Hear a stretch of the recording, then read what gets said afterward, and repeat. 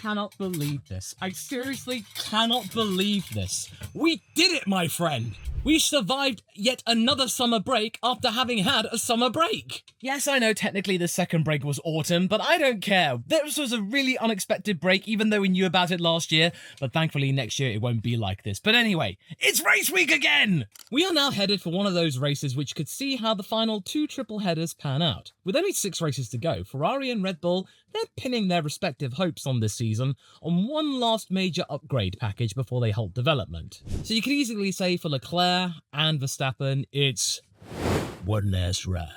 But McLaren has definitely left the door wide open though, not giving us any detail as to what and when it will bring any updates of its own. But does it even need to though? Because as we've seen over the course of this year, including from the likes of Ferrari and Red Bull, just because you bring a major upgrade package doesn't mean that it's guaranteed to work. So according to some, McLaren are a little bit hesitant whether or not to even bother for this year and maybe delay it to next year, because what is to say that maybe Norris and Piastri might fall off, that an upgrade package that McLaren have brought might not work for the first time in whatever. But I would really doubt that, because they've now got their wind tunnel fully online. Next year's car going to be fully developed with that wind tunnel structure, and every single upgrade they bought from like Baku last year has worked as intended. So I'd be very surprised if they suddenly one day came up with this thing that didn't work or something.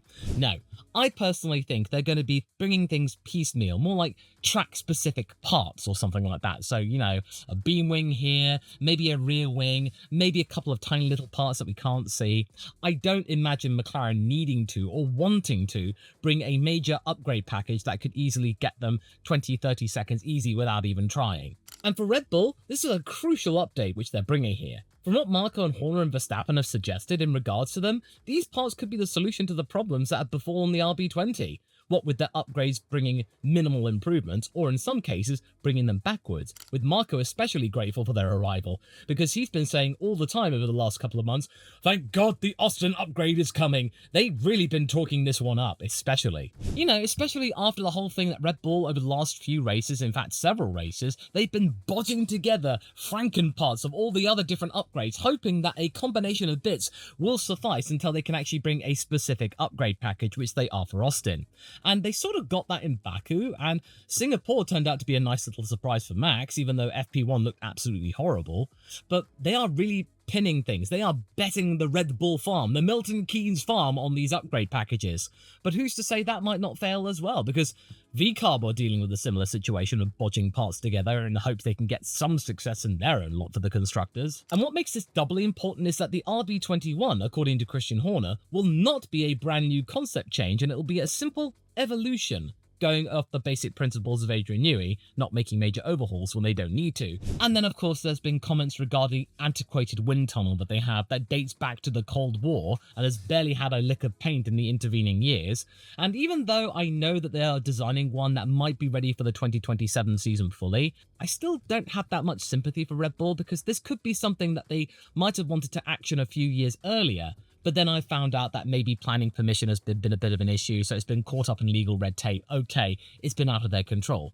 But maybe they should have anticipated ahead of 2022 to bring it forward earlier instead of just relying on it, because I know the whole thing of if it ain't broke, don't fix it. But this current iteration of F1 cars has proven that it has definitely balked that wind tunnel somewhat, because the correlation issues they've had, they've been atrocious since the back end of 2023. But I would seriously hope that the team in charge of correcting the RB20 in time for the RB21 will have actually laser focused on the main issues that Max Verstappen in particular has had, and also make sure that Sergio Perez can be somewhat figuring in the battle to keep second place in the constructors and make sure Ferrari don't push them down to third. However, if that turns out not to be the case and Red Bull's upgrades fall short, or worse fail entirely, then I think this season will be all to play for, and neither championship will be safe, or Red Bull even being the runners-up.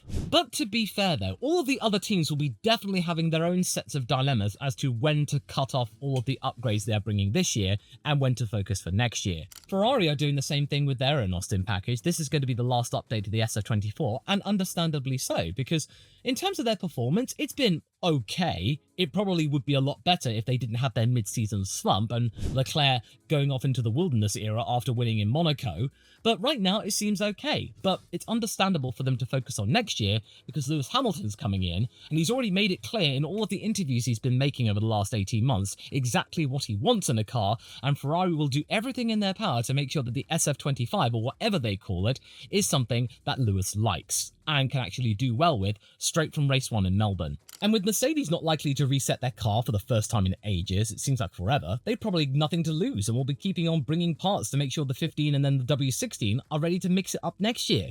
Especially since you've got a Kimi Antonelli setting himself a target of winning races in 2025. You gotta admit, this kid has got balls. He's no shrinking violet or demure. Kind of reminds me of a young Max Verstappen, wouldn't you think? And then let's not forget all of the talk about Max Verstappen and his little boycott regarding the FIA. You would think that by now the GPDA, that's the Grand Prix Drivers Association, headed by George Russell, might have actually had a little bit of a talk amongst themselves and then maybe issued a statement to the FIA in private as to their own stance regarding the whole cussing in press conferences thing. So I wouldn't be surprised that maybe Max might have not forgotten all of the stuff that he was doing. We might see more private press conferences that he's making outside the Red Bull garage and whatnot, and that maybe he might be keeping his talk to an absolute minimum. If he's continuing it, then this might be a serious issue. The FIA has to tread very carefully here, because if they just unleash another punishment, I mean, how can they? He's not breaking the rules. He didn't in Singapore. He just worked to rule. Maybe we might see more drivers doing the same, doing their own press conferences in front of the team garage and barely saying anything in the actual official FIA ones. Remains to be seen, but keep an eye on that one. And in regards to the track, things have changed slightly, and it will spell an end to drivers over-egging the pudding, as it were, when it comes to track limits, because the track organisers have been hard at work adding new cameras to key points of the track. You know, to avoid the dramarette that Gunther Steiner and Haas manifested, because there were limited evidence in terms of cameras. They thought that maybe Perez was done on track limits at certain corners. There was no new evidence brought up. They then issued an appeal at the last minute, and they then hoped that Nico Hülkenberg can score a few more points, and it really showed the sorry state of affairs of Haas last year. Their own package failed, they had to resort to lobbying. Classy. Anyway, we won't have to worry about that sort of stuff anymore because Austin's now got more cameras around it. They've now increased the amount of turf there is between the actual curb and then the runoff area, so drivers will be less likely to do that. And then they've also got this weird fake gravel or something made out of resin that they tried out in Zandvoort, which seems to effectively be like gravel, but maybe not spread itself too thinly on the track, so it'll be less likely to get red flags or safety cars because it gets up on the track and could cause a hazard. So, best of both worlds in a way. And oh yeah, it's been resurfaced too to reduce the likelihood of more disqualifications due to the cars bumping too much, because remember, the Austin track is built on marshland, so it does come down in terms of elevation and actually makes the track wrinkly a little bit. So maybe we won't get the horrors that Lewis and Charles experienced last year, rearing their ugly heads again. Now, there is still a lot to unpack here, not just all the top stuff. There's also Liam Lawson making his return to Formula 1. His first of 6 races this year, he's got to prove himself to be worthy of sticking around the Red Bull camp, or maybe getting the promotion to the main Red Bull team alongside Max Verstappen, in case Sergio Perez falls off anymore, and he then has his contract cut off or something like that, but we're not talking about that specifically. And another notion I would like to bring up is Lawson and who could be the best barometer for his future at Red Bull, because the team is placing bets on him with another trial run instead of a full 2025 campaign. Well, I mean, I say a full campaign, but as we know, Red Bull has now actually restored our confidence in saying that sometimes a full season with Red Bull is not a guarantee. Even though people are talking about who out of Lawson and Tsunoda will be the better of the two, I feel that the V-Carb isn't a good enough car to give a fair representation for either driver for where they go next year, because Yuki and Daniel complained that car was simply not good enough with their upgrades failing since Spain, and the team were making terrible pit stop calls which really compromised them all the more when they did have an opportunity to score. They allowed their rivals to catch up. Because you gotta look where Haas and Williams are right now. Haas are on cloud 9 right now. They've got their brand new Toyota partnership, which initially of course is a technical one, and it's not really got too much scope at the moment, but it could easily improve over time. And then Williams are starting to get their act together with their car, slowly improving, and now they've got a second driver who's now really good and has acclimated himself practically instantly. And that's the driver, I think, who might be a better comparison when it comes to Liam Lawson's time and future in Formula 1. Franco Colapinto.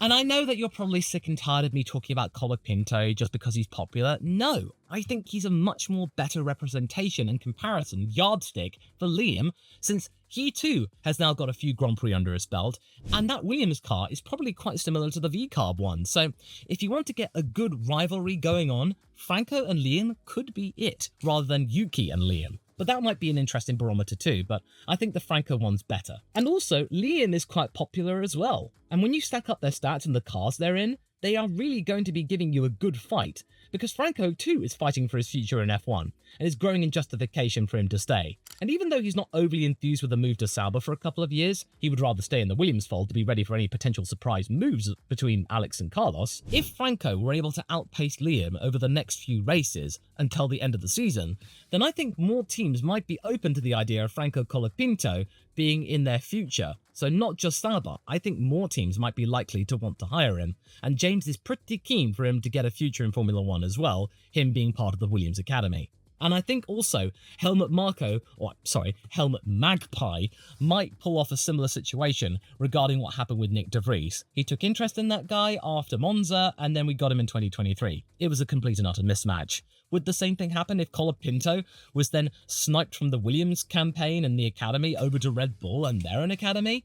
It remains to be seen, but I seriously wouldn't be too surprised if Marco talks more and more about how good Franco is. And also, Marco ultimately does have a good track record, but it could tread on the toes of Isaac Hadjar's path to F1, especially if he ended up winning the F2 title from Bortoleto, and there might be the prospect of no competitive racing next year for the kid. And again, you've got to pay attention to how the Williams car updates itself, because it is very a softly procedure, whereas all of the cars around them have done much more drastic changes to their cars and have not necessarily come up with a good plan.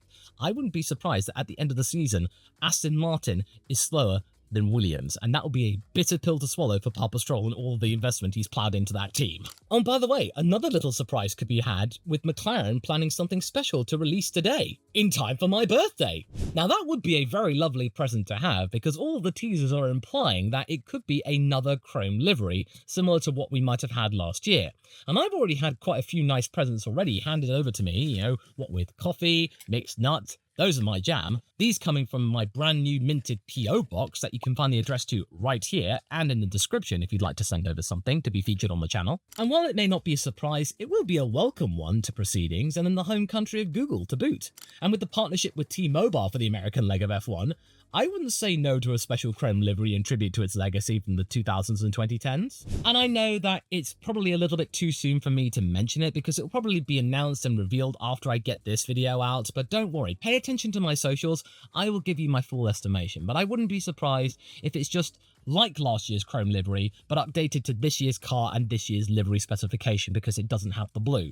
I think it might be cleaner. And also, there might be more chrome this year because McLaren, it's doing really well. It might be another little stickler to Red Bull who dropped their special livery for Singapore and Austin. So, you know, Zach Brown likes to get a little jab into Red Bull now and again. This might be another example. They're sitting pretty. Get the chrome livery back. Be another chapter, because we all saw the chrome livery, that's where McLaren came back. Maybe they might want to emulate the same thing happening again. As to who I reckon will end up scoring in the last of the points-paying positions here in Austin, I can't rule out Williams doing so, what with the long straights, their slowly improving downforce characteristics, as well as the steady improvement to Colapinto, and him being a boost in morale for the team. And I also think that Haas might be a nice little bet for maybe 10th or 9th with Nico Hülkenberg as well, and also, they have just dropped their livery for Austin, and oh boy! It's a really, really classy effort, whilst also being incredibly cheesy. And it is a very fitting tribute to Logan Sargent, because there is an eagle on the side pod. There is an eagle on the side pod. There is an This design, I love it. Yeah, it's tacky, it's got stars, it's got the red, white and blue, the star-spangled banner on it. But come on, it's got a freaking eagle on the side pod. Now that is cool. And yeah, hey, it's not too cheesy. Yes, it does rely on classic tropes of the USA, but it's done quite smartly, more than I would expect. What with the stars motif on the front wing, I like in particular. And the dark blue elements in the side on the front and the chassis, yeah, that's really subtle. I really dig this. It's American enough to not look overstated, but it's certainly American enough to give you the idea of where it comes from. This really appeals to me. Because, you know, sometimes a one-off livery doesn't have to be over the top. Kind of like with the chrome McLaren livery from last year. It was just painting the black bits silvery. This, in this case, is probably one of the best one-off liveries that Haas has ever made. And it's even better than what Haas did in getting rid of the Uralkali blue and making it quite smart with just white and red in 2022. This special livery is just the right amount of bling and Americana. The side pod I love. You've just got a cheeky single star, you've got the eagle, you've got the little red motifs at the back underneath the Haas logo. I just think it looks really, really sophisticated. And even just changing the colours of the numbers from white to red, it pops really, really well.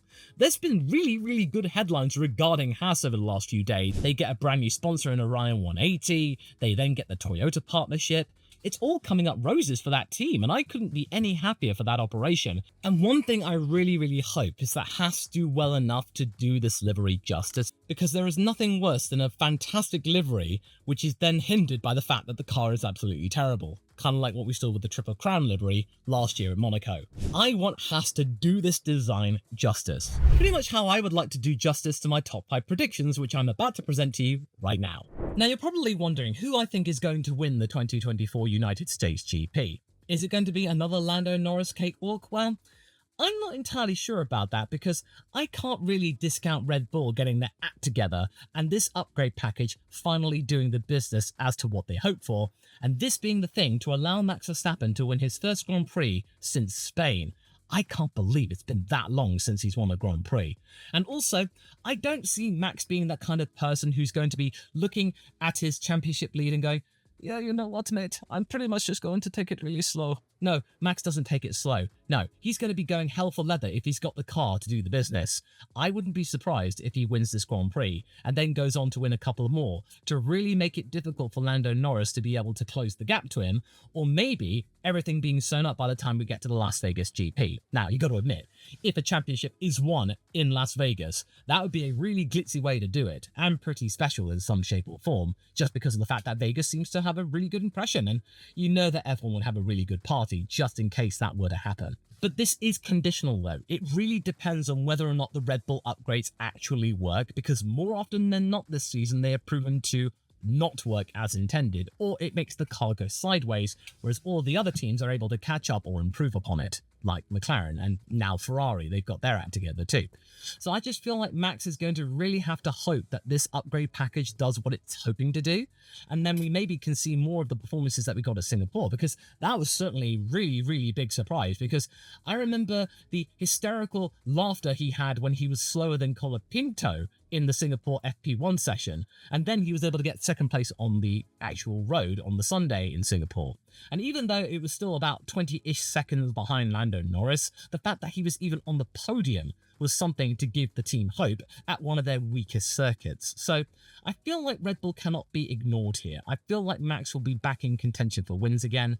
But again, it depends on whether or not this upgrade works. If it doesn't, then I have got no clue where he's going to be. So I'm just going to pin my hopes. I think Max will do it just out of sheer tenacity. Then in second place, I of course got to give it to Lando Norris, but I don't think that Max is going to be dominating this race by 10-15 seconds or something. It's going to be a very, very close fought one, because last year with Lewis Hamilton, he was only a couple of seconds behind Max on the road until he got that disqualification regarding the planks issues.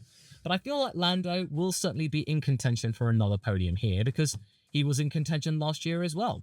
So I feel like this is going to be a good track for him, especially since this track has characteristics of Silverstone, especially the twisty-turny bit around Sector 1. I feel like that will really appeal to the McLaren car, especially since it seems to be a really good car anywhere, especially when you give it a high-speed configuration such as Maggotts, Beckett's and Chapel. We will see similar examples here. But I feel like Red Bull might have done enough to be able to get somewhere closer to McLaren, especially since McLaren has been very, very coy in regards to its upgrade path, or whether or not it'll bring anything at all. It might bring a track-specific rear wing to here, or maybe a beam wing, or something really small. But I just don't think that McLaren will be able to just keep on doing this. They might be pushed to do one more major upgrade package, maybe in time for Brazil for the last few races, to be able to respond if they want to keep the Constructors' Championship alive, as well as maybe giving Lando a chance for the championship title in the drivers. Then in third place, I've got Charles Leclerc. Now, Ferrari seems quite confident that their Austin package, the last one that they're bringing for this year, will actually be enough to be able to keep them in the hunt for second place in the Constructors, whereas Red Bull right now, they are kind of floundering. It's not entirely clear as to where they're going to be. And Charles Leclerc, with Brian Bosey as his race engineer, and now they seem to have gotten into an even keel again, I feel like Charles will be able to do the business and get himself yet another podium, and really get himself in the hunt to keep third place in the Drivers' Championship ahead of Oscar Piastri, whose fortunes for this race I am not entirely sure about. I'll talk more about that in a moment. But I do feel like Charles has a good track record here. He seems to like this track, and before he got disqualified for the plank issue, which was, I think, also beyond his control, what with the bumps, and Ferrari not taking that into account, and it being a sprint weekend, so there was limited time to be able to even understand the condition of the track, I feel like this time around, Ferrari and Mercedes will not be wanting to take risks, and that Ferrari will be more prepared to ensure that Charles does not get disqualified and their setup is actually fit for purpose over the course of a race. So I feel like Charles will want to be making good on this car and also wanting to erase the misfortune from last year. So a podium, I think, is definitely on the cards for the Monegasque. Then in fourth place, I've got Lewis Hamilton. Now you might be thinking, come off it, Law. He's not won this track in years. Surely he can't figure in it. But again, you got to go to last year. Even though the plank issue was unfortunate and it was an issue, Lewis was able to do really, really well in that car, the W14, which historically couldn't even get anywhere near the Red Bull. Whereas in that race, Max on the radio was visibly and audibly haggard. One thing is for sure, this is a track that Lewis enjoys. He's been able to celebrate championship success here, so I can't rule him out of being in the top 5, even though Mercedes' upgrade path as of late has been a little bit vague. Because even though the W15 is a race-winning car, which couldn't have been said for last year's car, which Lewis got to second place on, I seriously do reckon that Lewis might be having a little bit of an uphill struggle, but he will be doing better than George Russell, I feel like, at this track, because there's just that little special extra quality and the American vibe that Lewis gets, the sheer amount of support that Lewis has, because Lewis Hamilton is an icon in America, and that is going to be effectively just as impactful as him being around Brazil, which is effectively a home race since he's an honorary citizen, and around Silverstone as well. He's going to be buzzed here. I reckon that Hamilton will be good enough to be within a pit stop of the top 3, and should any of them have an incident between one another or due to other mechanical failures, which will certainly become a factor in these last 3 races, I feel like Lewis will be able to make the most of it and maybe be within a snifter of a podium should that arise. But fourth place, I certainly think is quite realistic. Then in fifth place, I'm going to be putting Oscar Piastri. Now, I don't really have much to go on with Oscar here, since last year he did have a DNF, and even then, before that, I wasn't really electrified by Oscar's performance here. It seemed quite anonymous, and Lando did have the measure on him.